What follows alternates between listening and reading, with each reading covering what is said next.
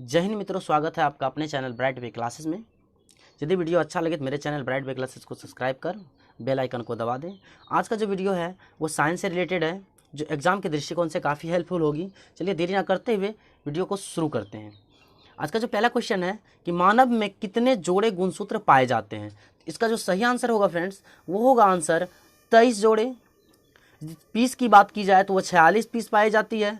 अब बात कर लेते हैं नेक्स्ट ऑप्शन की भी, तो 14 जो गुणसूत्र पाया जाता है वो आपका टमाटर में पाया जाता है, और 26 जो गुणसूत्र आपका ये पाया जाता है, 26 गुणसूत्र ये आपके मेंढक में पाया जाता है।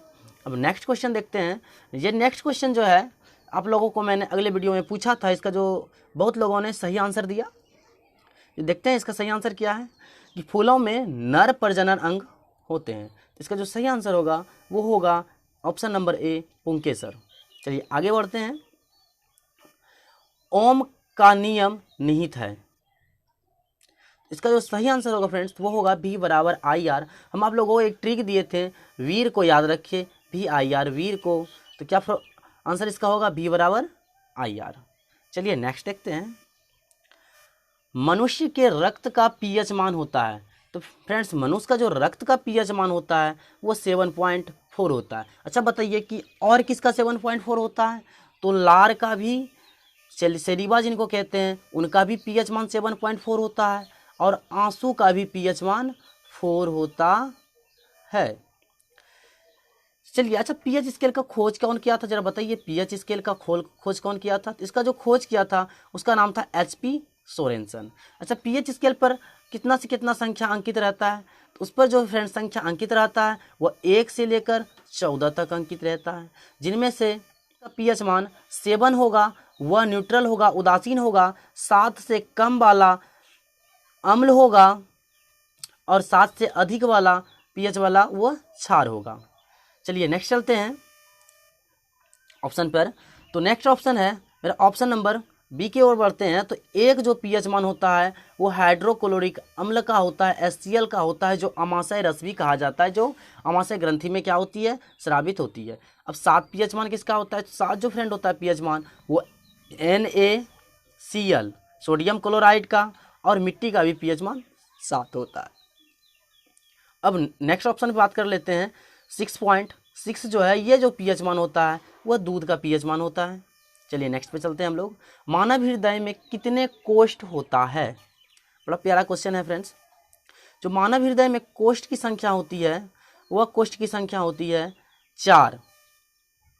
कौन कौन सा? इसका जो कोष्ठ बाता होता है फ्रेंड्स वो आलिंद और नीलय, दायां आलिंद दायां नीलय, बायां आलिंद बायां नीलय। अब बात कर लेते हैं नेक्स्ट ऑप्शन की।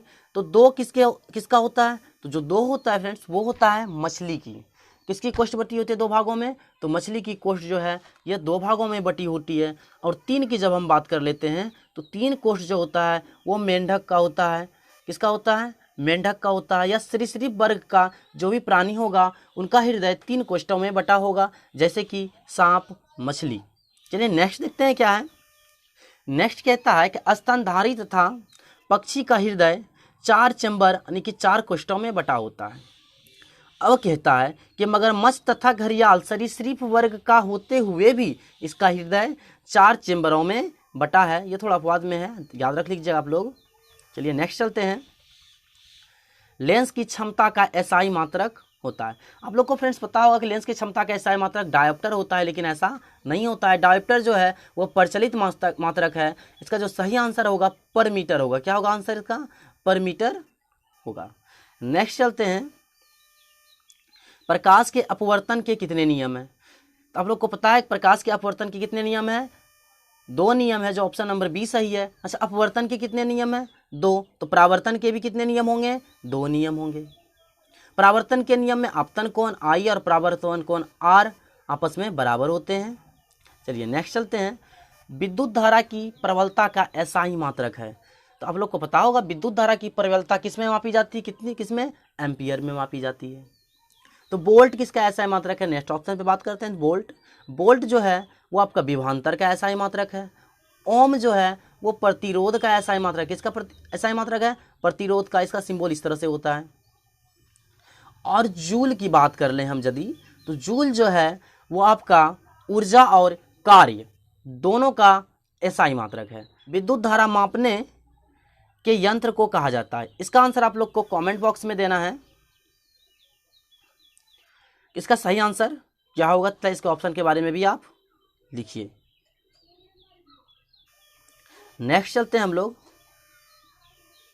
क्वेश्चन नंबर 10 की ओर, कि सर्वश्रेष्ठ चालक का उदाहरण है।